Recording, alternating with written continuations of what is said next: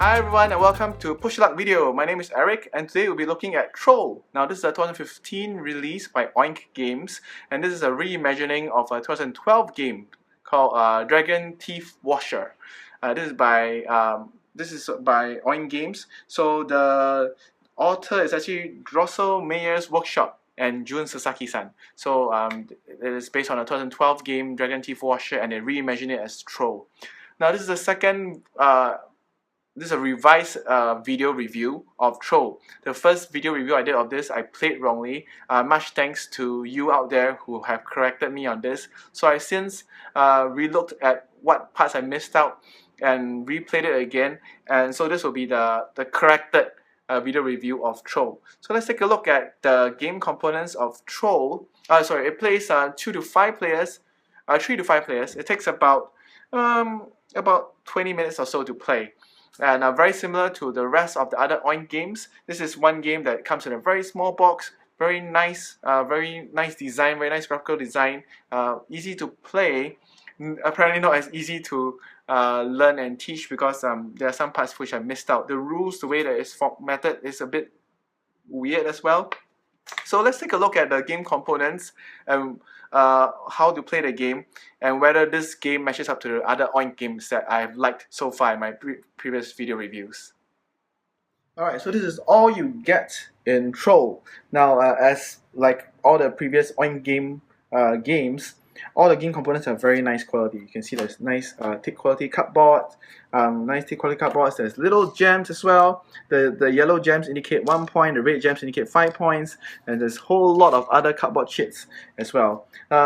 For this Troll, it comes with the English rules as well, so you don't need to go elsewhere to look for the translation and how to play the game. Alright, so everything is very nicely done. So how do you play the game then of Troll? Now, depending on number of players, some of these Troll cards will be removed. For example, if you play 3 players, these 2 cards will be removed. If you play 4 players, only this card is removed. If you play 5 players, then all of the Troll cards will be used. So all these are Troll cards. Each player, depending on number of players as well, you'll play a certain number of days, and each day will only end when each player has been the scout at least once, which means scout, which is the start player for each round. Alright, so for 3 players you play 3 days, for 4 and 5 players you play 2 days. Alright, 2 days means 2 rounds. 2 rounds essentially. So how do you play the game? So first, every player will have one of these 0 to 5. So everyone will have the same. Alright, and each of these chips will also tell you the number of gems that you get if you successfully go into the troll tunnel and did not wake up the troll. Alright, so that's the whole push luck element to this game. Alright, so what happens is whoever is the scout or the active player, they'll take a look at the troll card. Alright, the troll card will tell you a certain number, so this is 11. Then you put it back onto the deck again. Now then you secretly look at your, not secretly, but you look at your tokens and you decide what token you want to place if you are the active player. So let's say if I'm an active player, I'll take one of my tokens and place it face up, like so. Now the next player will now take his turn and choose one of his tokens and place it next to my token. So the next player can choose to either be cautious or daring. Now cautious means that they'll put it face up, like so, next to mine. Daring means you put it face down, like so. If they do it face down, they'll take one of the ×2 multiplier and put it on top of their chits, like that, to indicate that they did the daring mode. Now if everyone else, and this will continue until everyone has put one of the chits down.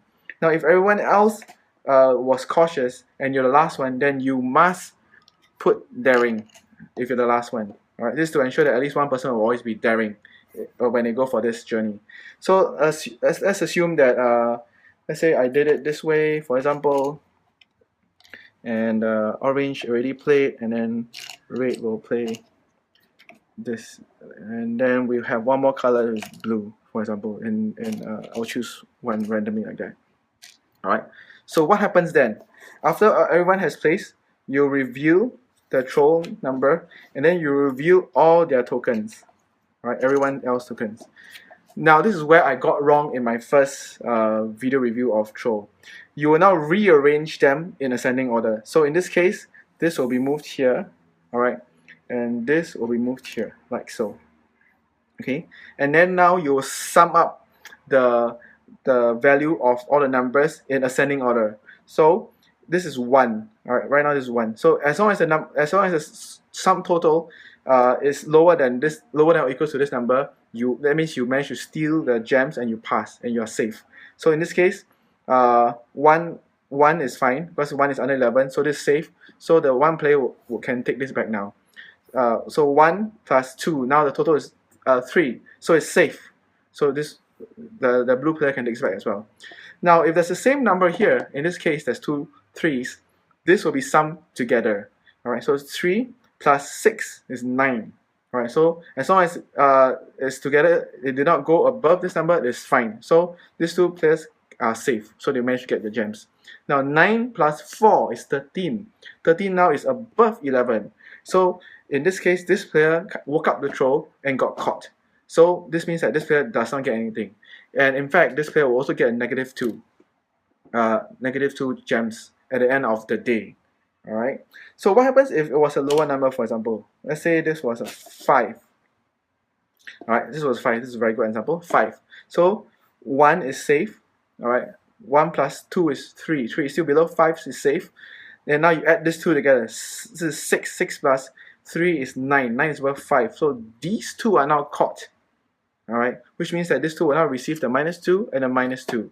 And then this player, even though is considered busted, but because these two are the ones that woke up the troll, these two are the ones that got caught. Anyone else after the players that got players that got caught will still be safe. They do not get any points, but they don't get any penalty as well. So you just flip it over with them, so they do not get any points.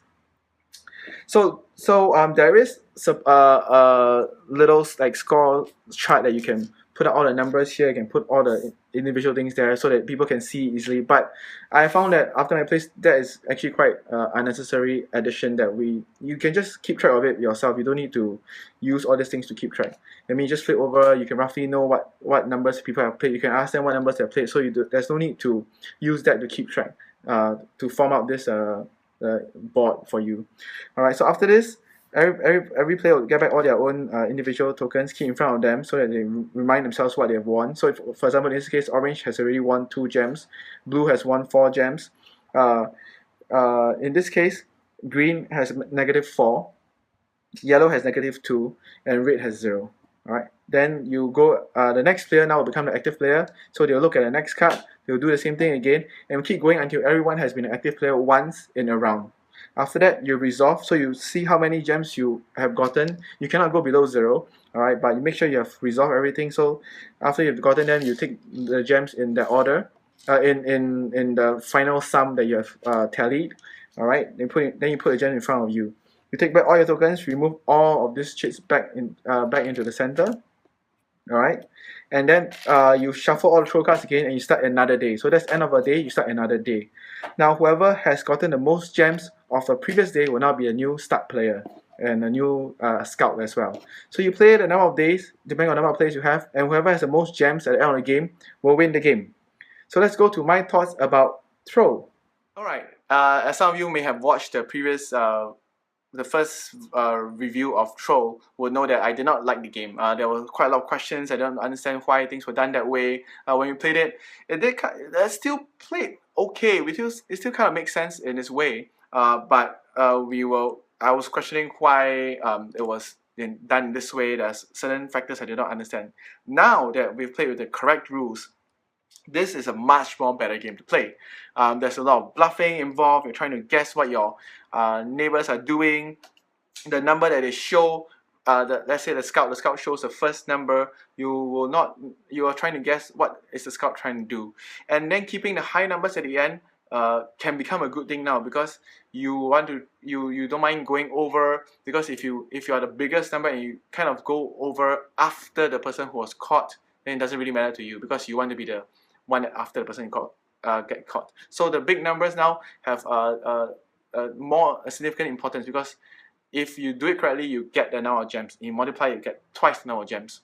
But if you can also use it as just in case that you know that the number is not very high, but you don't want to get caught as well. So this allows you to and prevent yourself from getting caught and not be the one that busted. All right. The low numbers are good for safety, so it's like I want to play safe. Maybe I'll just get 1 gem, or I just want to ensure that I get at least 1 gem.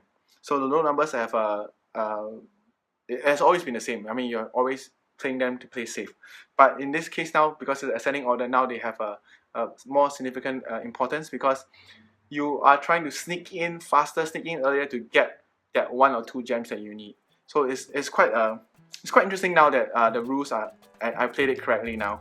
I do apologize if I confuse people with my previous review and how it feels like, but right now, after I played it again with the correct rules, I can say that I recommend Troll.